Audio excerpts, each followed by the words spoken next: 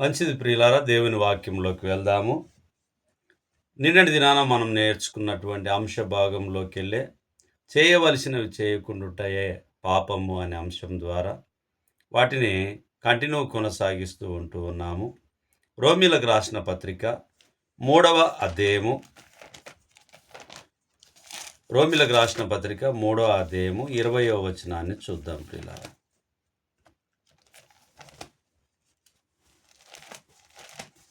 రోమీలకు రాసిన పత్రిక 3వ అధ్యాయము 20వ వచనాన్ని చూద్దాం. 20వ వచనం. ఏలయనగా ధర్మశాస్త్ర సంబంధమైన క్రియల మూలముగా ఏ మనుషుడును ఆయన దృష్టికి నీతిమంతుడని తీర్చబడడు. ధర్మశాస్త్రం వలన పాపమనగా ఎట్టిదో తెలియబడుచున్నది. ధర్మశాస్త్రం వలన మరి ఏలయనగా ధర్మశాస్త్ర సంబంధమైన క్రియల మూలముగా ఏ మనుషుడును ఆయన దృష్టికి నీతిమంతుడని తీర్చబడడు. ధర్మశాస్త్రం వలన పాపముగా ఎట్టిదో తెలియబడుచున్నది. అంటే ధర్మశాస్త్రం మూలంగా ఒకవేళ నీతిమంతులము అని అనుకోవడము అది సరైనది కాదు అని చెప్పి దేవుని వాక్యం మనకు గుర్తు చేయబడుతూ ఉన్నది. మనము మరి ధర్మశాస్త్రానికి సంబంధించినటువంటి మూల పాఠములనే గాన ఒకవేళ ధర్మశాస్త్రానికి లోబడినటువంటి ఆలోచన కలిగి గాన మనం ఉంటే అది సరైనది కాదు. ఎందుకు అని అంటే సత్క్రియలు రక్షణకు సరిచేయుట వంటివి కావు. అలాగునే ధర్మశాస్త్రం యొక్క ఉద్దేశము మరి దేవుని నీతి, ప్రవక్తల వాక్కులు, ఈ విషయాలు ఈ యొక్క 20వ వచనంలో మనకు తెలియపరచబడుతూ ఉన్నది. రోమీలకు రాసిన పత్రిక 3వ అధ్యాయం 20లో 15వ అధ్యాయం రోమీలకు రాసిన పత్రిక 58వ వచనాన్ని మనం చూద్దాం.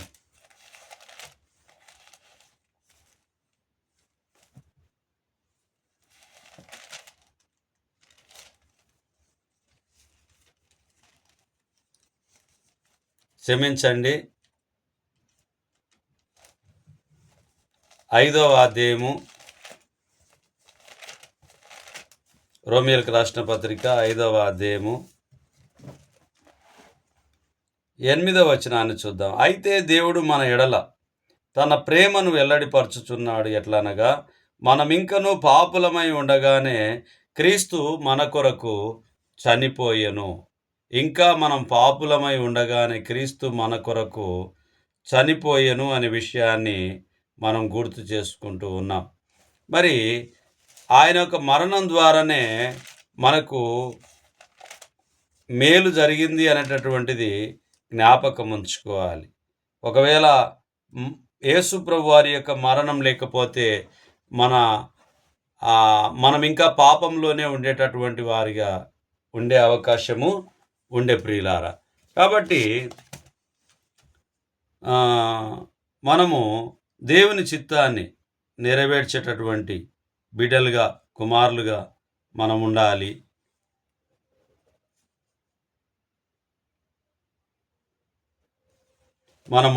అని చెప్పి దేవుని వాక్యం మనకు గుర్తు చేయబడుతూ ఉన్నది. అలాగునే కొరింథీయులకు రాసిన మొదటి పత్రిక 5వ అధ్యాయము 6వ వచనాన్ని మనం చూద్దాము. మీరు అతిశయపడుట మంచిది కాదు. పులిసిన పిండి కొంచెమైనను ముద్దంతయు పులియజేయునని మీరు ఎరగరా? అతిశయపడము మానవాళికి అది సరైనది కాదు అని చెప్పి దేవుని వాక్యం తెలియపరుస్తుంది.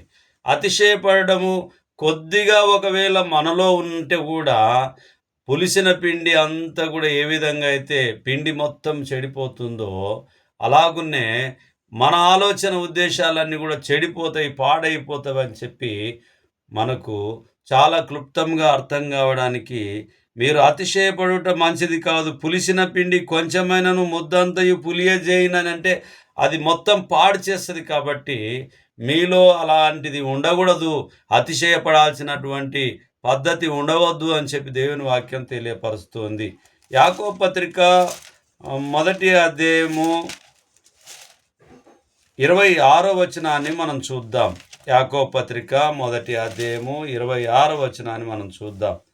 ఎవడైనను నోటికి కళ్ళెం పెట్టుకొనక తన హృదయమును మోసపరుచుకొనుచు భక్తి గలవాడనని అనుకొనిన ఎడల వాని భక్తి వ్యర్థమే.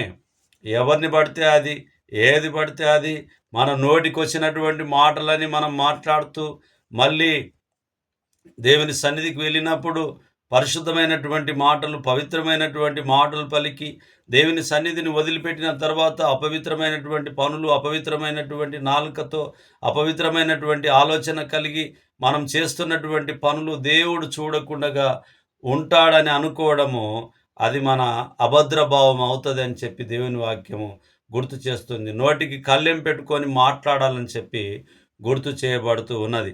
అలాగున్నే ఎఫెసీయులకు రాసిన పత్రిక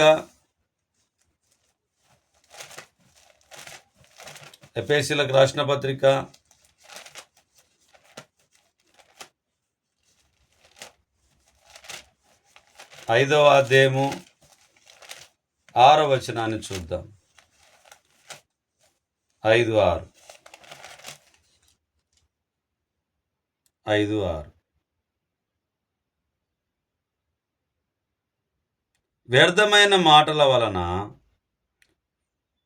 ఎవడునో మిమ్మును మోసపరచనీయకుడి. ఇట్టి క్రియల వలన దేవుని ఉగ్రత అవిధేయులైన వారి మీదికి వచ్చును గనక మీరు అట్టి వారితో పాలివారై ఉండకుడి.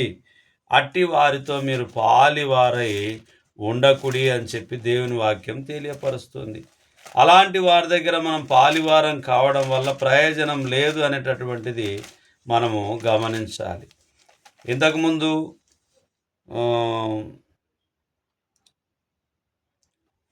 రోమీలకు రాసిన పత్రిక 15వ అధ్యాయము 58వ వచనం అని చెప్పాను, దయతో క్షమించండి. కొరింథీయులకు రాసిన మొదటి పత్రిక 15వ అధ్యాయము 58వ వచనము, అది రాసుకునేటప్పుడు కొంచెము ఇటు అటు అయ్యింది. అందుకని నేను మళ్ళీ దాన్ని సరిచేసుకునేటటువంటి ప్రయత్నాన్ని మీకు వివరిస్తూ ఉన్నాను. కొరింథీయులకు రాసిన మొదటి పత్రిక 15వ అధ్యాయం 58లో, కాగా నా ప్రియ సహోదరులారా, మీ ప్రయాసం ప్రభువునందు వ్యర్థము కాదని ఎరిగి స్థిరులను కదలని వారును ప్రభు కార్యాభివృద్ధి యందు ఎప్పటికీ ఆసక్తులై ఉండుడి. ప్రభు కార్యాభివృద్ధిలో ఎప్పటికీ మనం ఏమై ఉండాలని చెప్పి దేవుని వాక్యం గుర్తు చేస్తుంది. ఆసక్తులై ఉండమని చెప్పి గుర్తు చేస్తుంది. అలాగనే నోటికి కళ్ళెం పెట్టుకొని ఉండమని చెప్తుంది. మనము ఏమి చేయాలనో, ఎలా చేయాలనో అది మనకు గుర్తు చేయబడుతూ ఉంటున్నది అనేటటువంటిది జ్ఞాపకం ఉంచుకోవాలి. పేతురు మొదటి పత్రిక మొదటి అధ్యాయము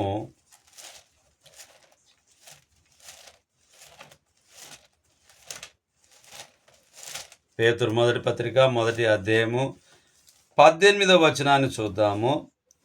పితృపారంపర్యమైన మీ వ్యర్థ ప్రవర్తనను విడిచిపెట్టినట్లుగా వెండి బంగారముల వంటి క్షయమైన వస్తువుల చేత మీరు విమోచింపబడలేదు గాని అమూల్యమైన రక్తము చేత, అనగా నిర్దోషము నిష్కలంకమునగు గొర్రెపిల్ల వంటి క్రీస్తు రక్తము చేత విమోచింపబడితిరని మీరెరుగుదురు కదా.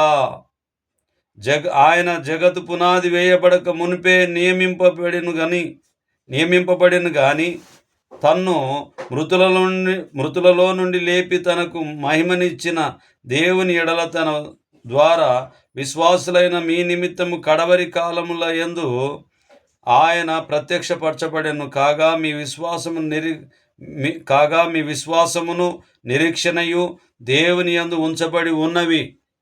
అవును ప్రియమైనటువంటి వారులారా, మన పితృపారంపర్యమైనటువంటి వ్యర్థ ప్రవర్తనను విడిచిపెట్టినట్లుగా వెండి బంగారముల వంటి క్షయమైన వస్తువుల చేత మీరు విమోచింపబడలేదు కానీ అమూల్యమైనటువంటి రక్తం ద్వారా మనం విమోచింపబడి ఉన్నాం. అమూల్య రక్తము ద్వారా రక్షణ పొందిన జనులారా, సర్వశక్తుని ప్రజలారా, పరిశుద్ధులారా పాడెదము. ఘనత మహిమా స్తుతులతో పరిశుద్ధులారా పాడెదము, పరిశుద్ధులారా పాడెదము. అమూల్య రక్తం ద్వారా మనం విమోచింపబడి ఉన్నాము. మన పితృపారపర్యమైనటువంటి ఆచార్యపరము కానీ ధర్మశాస్త్రం ప్రకారంగా కానీ మనం విమోచింపబడలేదు. పరిశుద్ధుడైనటువంటి క్రీస్తు రక్తం ద్వారా, అమూల్యమైనటువంటి రక్తం ద్వారా మనము విమోచింపబడి ఉన్నాం. పాపముల నుంచి విడుదల కలిగింపబడి ఉంటూ ఉన్నది అనేటటువంటిది మనము జ్ఞాపకం చేసుకొని, నోటికి కళ్యాణి పెట్టుకొని, దేవుని మాటలకు ఆసక్తి కలిగి మనం ఉండాలి. చేయవలసినవి చేయకుండగా చేయరానివి చేయడం వల్ల ఏమి ప్రయోజనము కాదు ప్రియులారా. వ్యవసాయదారుడు వ్యవసాయం పండించడానికి ఏ పంట అయితే తాను వేయాలనుకుంటున్నాడో ఆ పంటను దున్ని సాలు పోసి ఆ విత్తనాలు వేసినప్పుడు ఆ పంట మరి వస్తుంది. అలా కాకుండా ఊరికేనే దున్నిపెట్టి విత్తనాలు మరొక చోట ఎక్కడనో రోడ్డు మీద పాడేస్తే పంట అది చేతికి రాదు ప్రియులారా. అలాగునే విశ్వాసులమైనటువంటి మనము క్రీస్తు యందు విశ్వాసం కలిగినటువంటి మన జీవితంలో మరి నిరీక్షణ కలిగి, ఓర్పు కలిగి, సహనం కలిగి, నమ్మకం కలిగి, స్థిరత్వం కలిగి, బుద్ధి కలిగి, భక్తి కలిగి, శ్రద్ధ కలిగి మనం ఎప్పుడైతే ఆసక్తి కలిగి ఉంటామో దేవుడు మనల్ని మన హృదయాంతరంగాన్ని ఆయన పరిశీలన చేస్తాడు అని చెప్పి దేవుని వాక్యం గుర్తు చేయబడుతూ ఉన్నది. అలాగునే యెషయా 45వ అధ్యాయము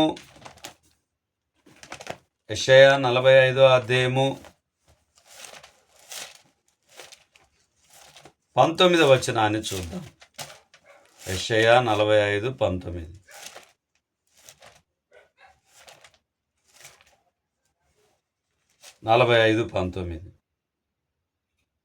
అంధకార దేశంలోని మరుగైన చోటున నేను మాటలాడలేదు.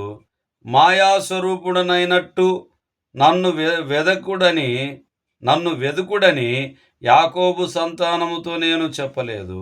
నేను న్యాయమైన సంగతులను చెప్పువాడను, యథార్థమైన సంగతులు తెలియజేయువాడను అగు యెహోవాను నేనే. దేవుడు చెప్పేటటువంటి మాటలు యథార్థమైనటువంటివి, పవిత్రమైనవంటి ఉంటాయి. కానీ అవి మన జీవితాలకు, మన భవిష్యత్తు తరాలకు, మన తరాలకు, అన్ని తరాలకు, అన్ని వేళలా ఉపయోగపడేటటువంటి మాటలు దేవుడు మనకు ఉంచి ఉన్నాడనేటటువంటి విషయాన్ని మనం జ్ఞాపకం చేసుకోవాలి. కొరింథీయులకు రాసిన 2వ పత్రిక 6వ అధ్యాయము 1వ వచనాన్ని చూద్దాం. కొరింథీయులకు రాసిన పత్రిక 2వ కొరింథీ పత్రిక 6వ అధ్యాయం 1వ. కాగా మేమాయనతోటి పనివారమై మీరు పొందిన దేవుని కృపను వ్యర్థము చేసుకొనవద్దని మిమ్మును వేడుకొనుచున్నాము. మనం చేసేటటువంటి ప్రయత్నము వ్యర్థం కాకుండా ఉండాలని చెప్పి దేవుని వాక్యం మనకు గుర్తు చేస్తుంది. ప్రతి ఒక్కరము ఫలితం పొందాలని ఆశపడుతూ ఉంటాం. ప్రతి ఒక్కరము గమ్యం చేరాలని ప్రయత్నం చేస్తూ ఉంటాం. ప్రతి ఒక్కరము అనుకున్నది కావాలని మనం కోరుకుంటాము. అలాగునే పరమునకు, పరదేశునకు, ఈ లోకం వదిలిపెట్టిన తర్వాత అక్కడ ఉండాలని కోరుకుంటాము. మనము పరిశుద్ధుల జాబితాలో ఉండాలని కోరుకుంటాము. కానీ కొన్ని సందర్భంలో మన ఆలోచన, ఉద్దేశాలు అపవిత్రమైనటువంటి జాబితాలో ఉండే ప్రయత్నాన్ని మనం చేస్తాం. ఇక్కడనే ప్రాణం ఉండంగానే, బ్రతికుండంగానే మనం సరిచేసుకోవాల్సింది శుద్ధీకరణ, ఆత్మీయ శుద్ధీకరణ మనం చేసుకునే వారిగా మనం ఉండాలి. అలాగునే ఫిలిప్పీలకు రాసిన పత్రిక 2వ అధ్యాయము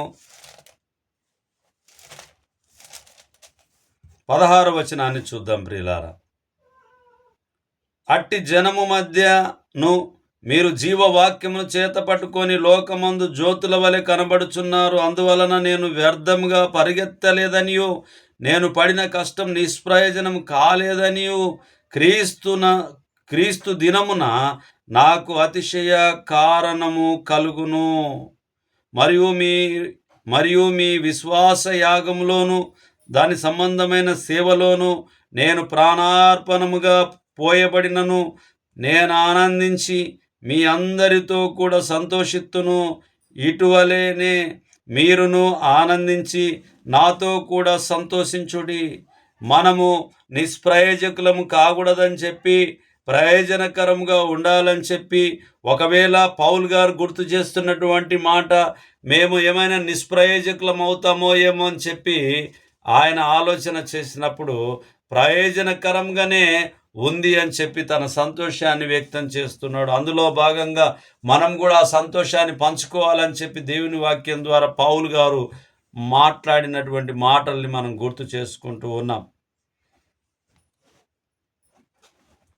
కాబట్టి మనము అన్ని విషయాల్లో మరి పౌలు గారిలాగా, క్రీస్తులాగా, క్రీస్తు మాదిరిగా, పౌలు మాదిరిగా, అపోస్తులుల మాదిరిగా, అపోస్తులుల బోధయందును, సహవాసమందును, రొట్టె విరుచుటయందును, ప్రార్థన చేయుటయందును ఎడతెగక ఉండమని చెప్పి దేవుని వాక్యం ఏదైతే మనకు చెప్పబడి ఉందో, అపోస్తులు వేసినటువంటి బునాది మీద మనం ఏదైతే కట్టబడుతూ ఉన్నామో, ఆత్మ సంబంధమైనటువంటి మందిరంగా కట్టబడుతూ ఉన్నామో, క్రీస్తు సంఘముగా ఈ లోకంలో పిలువబడుతూ ఉంటున్నాము, క్రీస్తును శిరస్సుగా అంగీకరించుకొని హత్తుకొని మనం జీవిస్తూ ఉంటున్నామో, అవన్నీ కూడా ధన్యకరమైనవి ఉంటున్నాయి.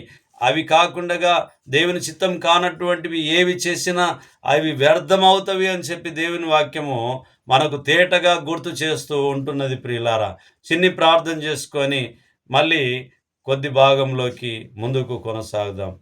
సర్వ సృష్టికి కారణభూతుడైన మా ప్రియ పరలోకపు తండ్రి, మీ పరిశుద్ధమైన నామాన్ని బట్టి మీకు వందనాలు. ఈ రాత్రి కాలమందు వాక్య ధ్యానాన్ని మేము చేస్తూ ఉంటుండగా మమ్మను మేము తెలుసుకొని, చదువుకొని, నేర్చుకొని అన్ని విషయాల్లోనైనా మేము మీకు నమ్మకంగా లోబడి జీవించడానికి వ్యర్థులము కాకుండా కాపాడుమని ఈ మనవులు నజరేయుడైన యేసుక్రీస్తు అతి పరిశుద్ధమైన నామములో బ్రతిమాలి అడిగి వేడుకొని ప్రార్థించుచున్నాము తండ్రి. ఆమేన్, ఆమేన్. అందరికి ప్రభు నామమున వందనాలు.